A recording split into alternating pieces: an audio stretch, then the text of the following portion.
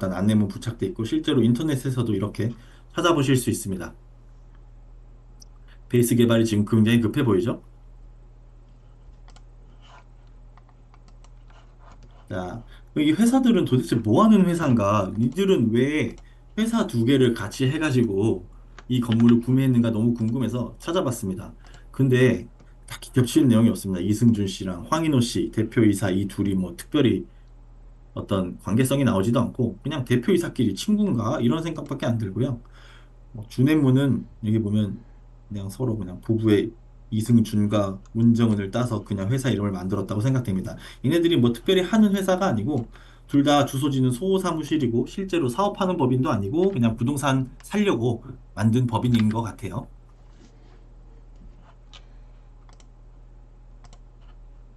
그럼 베이스 개발은 무슨 회사냐? 여기도 딱 봤는데 왜 너희 베이스 개발은 개인 회사인 주넷문이랑 등기 그 근저당을 설정하는가? 이게 또 궁금하니까 너네들끼리 무슨 연관성이 있나라고 한번 알아봤는데 역시나 특별한 연관성이 없습니다.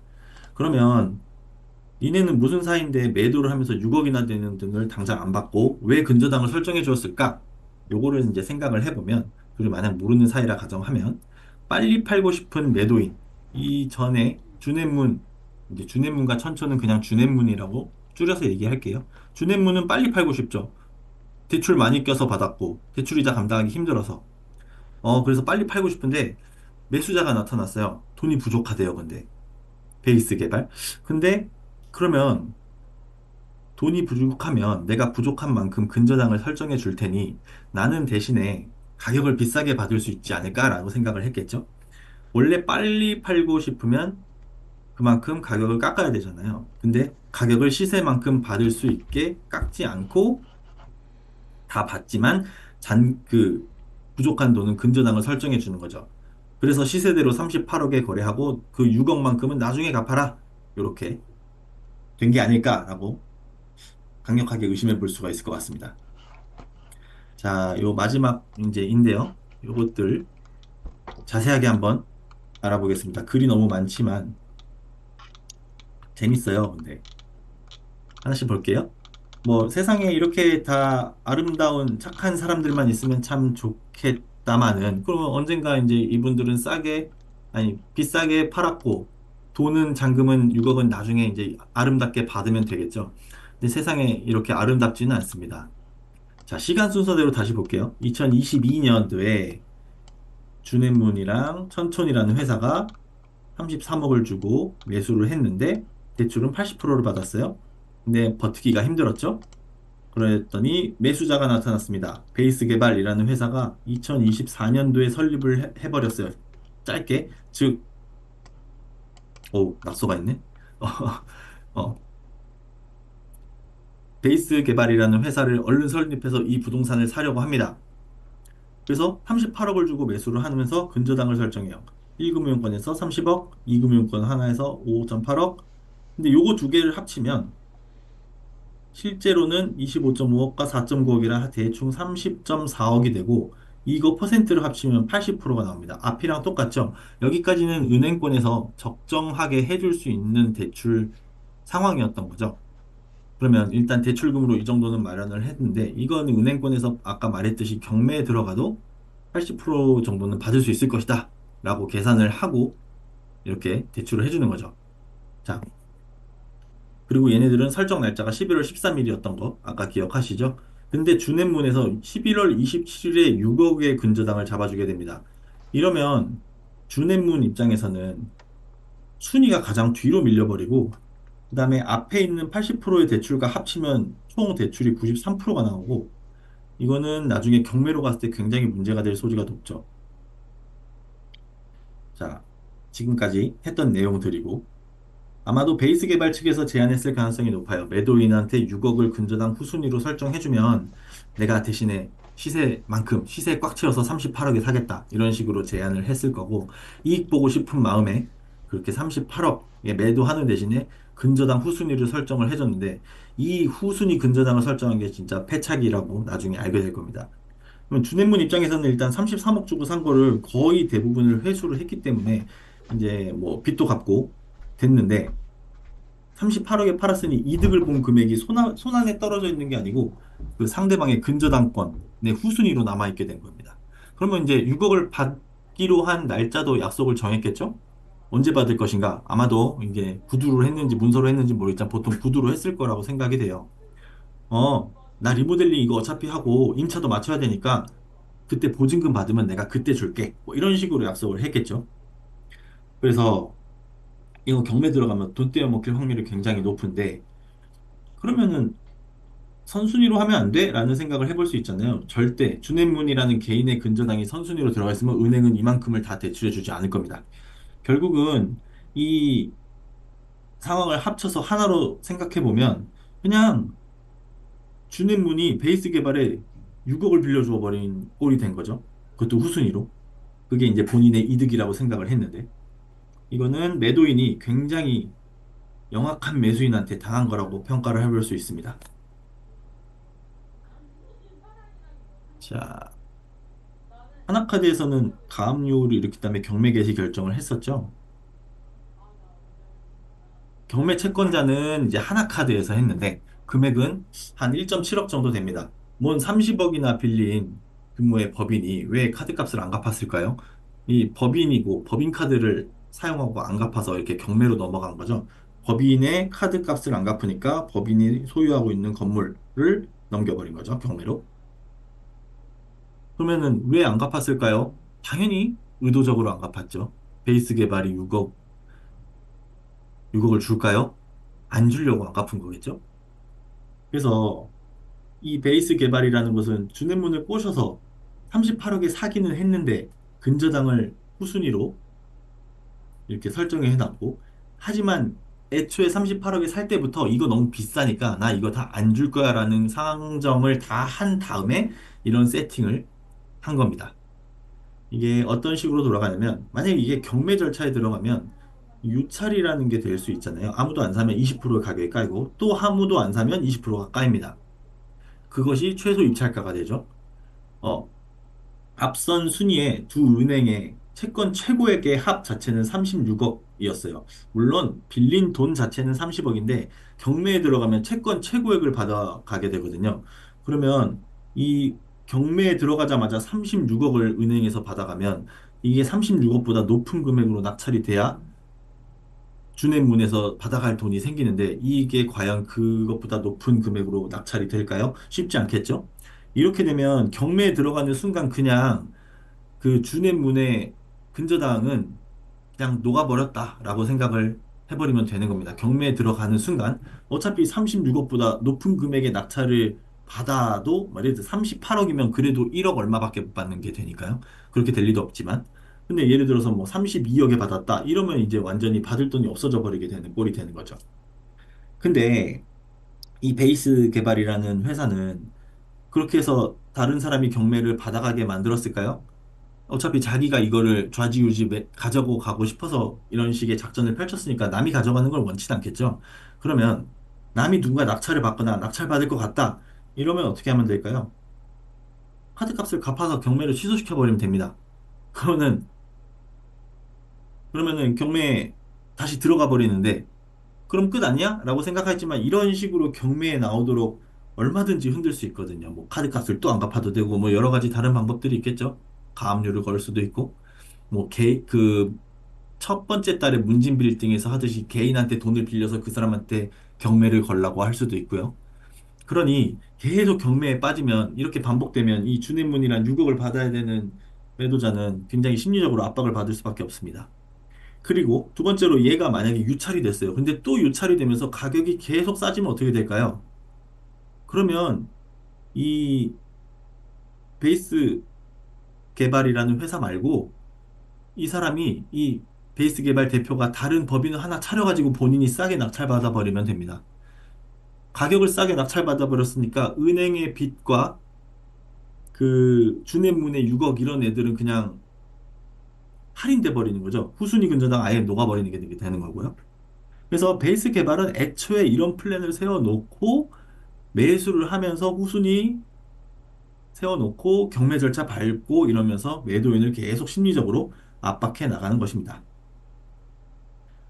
자, 그래서 그러면 뭐 심리적으로 압박을 하는데 도대체 의도가 뭔가? 베이스 개발이라는 곳은 매도인한테 뭘 원하나? 라는 거 생각을 해보면 그냥 6억을 깎아달라는 거죠. 그것도 매우 매우 많이, 아주 많이 깎아달라는 소리입니다. 이거를 이렇게 복잡하게 말을 할 수 있다는 게 참 공부하면서 신기하긴 하더라고요. 이렇게 네 이거 경매 넘어가는 순간 너의 6억은 전부 녹아버린다. 이런 식으로 계속 압박이 들어가는 거죠. 경매를 계속 띄우는 거죠. 그리고 지금 현재 다 철거하고 리모델링 들어가서 공사를 하고 있잖아요. 그러면 공사 끝나고 새로운 임차인이 들어오면 내 보증금 받은 거를 다 줄 테니 그걸로 퉁치자. 감액해달라. 이거를 지금 노리고 이렇게 하고 있다고 생각을 해볼 수 있겠죠. 그러면 현재 지금 철거하고 이렇게 리모델링 공사를 하고 통임차 같은 거를 맞출 수도 있잖아요. 프랜차이즈나 스벅 이런 거. 그래서 이제 얘네들은 전세권 등기를 설정하기도 하죠.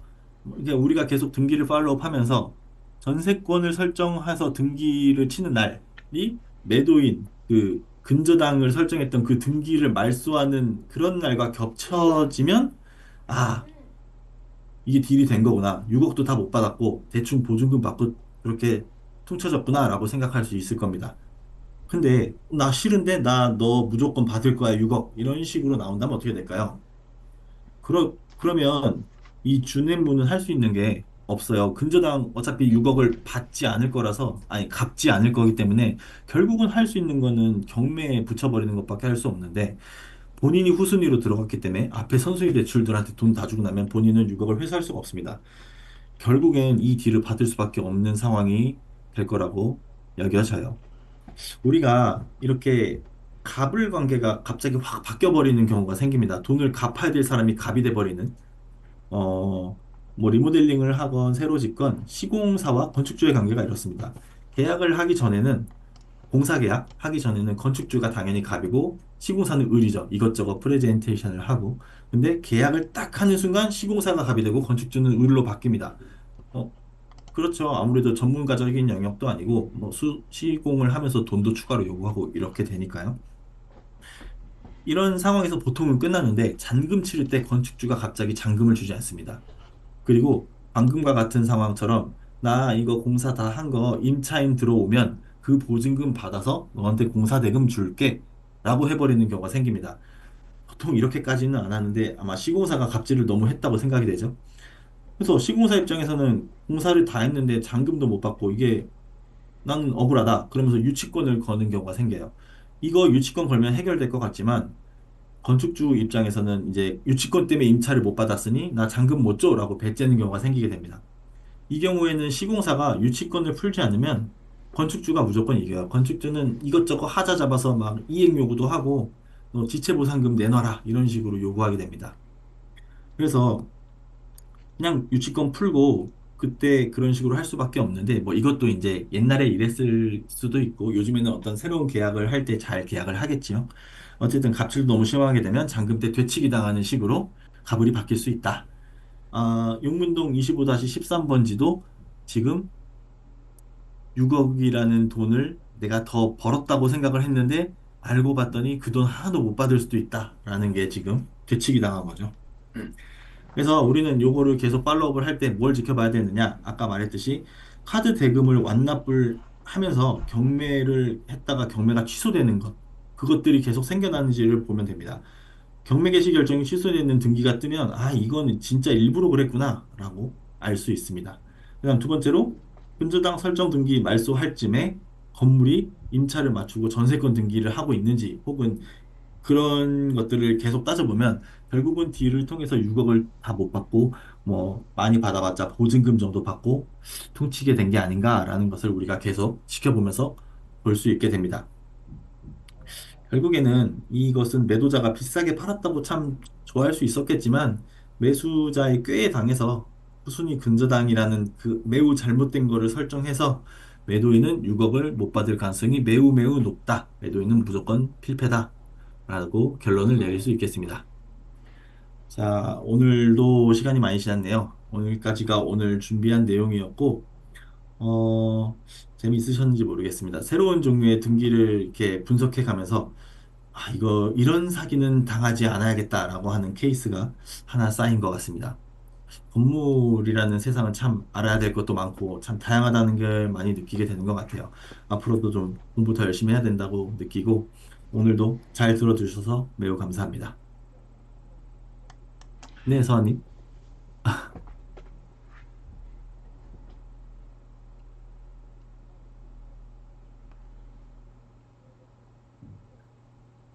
지금 서현님은 저거는 어떻게 받아야 하냐고 질문을 했네.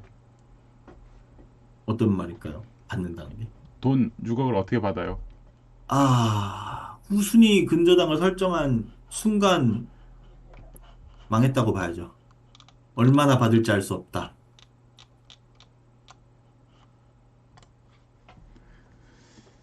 지금 현재 요 등기 사안을 보고 이러 흐름으로 플로우로 갈 수 있다라고 생각을 해서 상정을 해서 이렇게 쭉 가본 거고, 아까 전에 얘기했던 것처럼 하나카드의 변수가 어떤 식으로 흘러갈지에 따라서도 이 사람이 진짜 뭐 서로 매수와 매도가 선의 관계에 의해서 근저당을 했을 수도 있고요, 아름답게. 근데 이제 카드 대금이나 이런 그 상황들이 생각지도 않은 아카일로에 흐른다면은 뭔가 매수매도 간에 꼼수가 분명히 발생했을, 이런 상황이 발생했을 수도 있겠다 생각이 드는 거죠. 그래서 이제 계약서 잘 쓰는 게 중요하다, 다시 한번 느끼는 상황이 됩니다. 질문 있으신 분?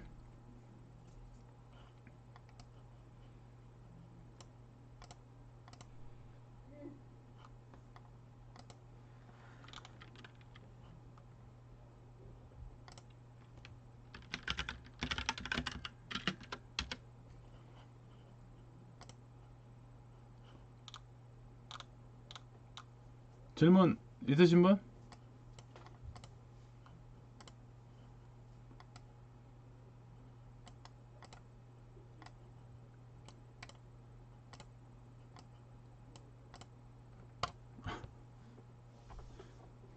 개인이 남의 통장에 어떻게 돈을 함부로 빼가요? 그거 동의가 있어야지. 음. 자동이체 동의가 있어야지.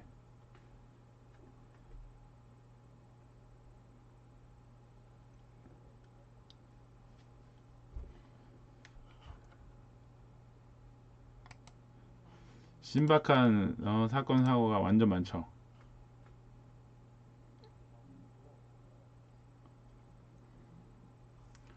자, 희니님 궁금한 점?